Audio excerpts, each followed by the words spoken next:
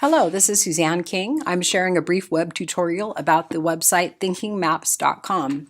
This is a website that our district uses to help students create graphic organizers to organize their thoughts and thinking as they're reading and listening to and watching videos about a certain topic.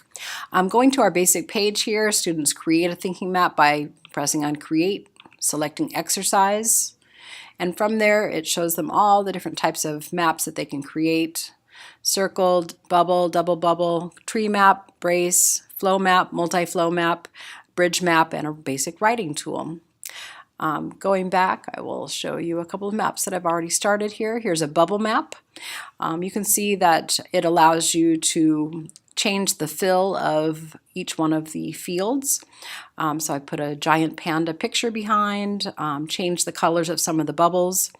If you were doing this with a class, it's very simple to add new information. Click the drag the light bulb wheel until it's touching the center circle.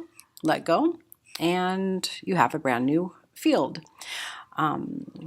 Let's show you a couple more. I have a tree map that was started in one of my classes today. We were comparing the Japanese and Mayan creation stories, and let's see what else I have. Here's a basic circle map. Here again, you can drag the wheel into the outer circle and put some new information in there with students. Okay, so hope this is helpful to you.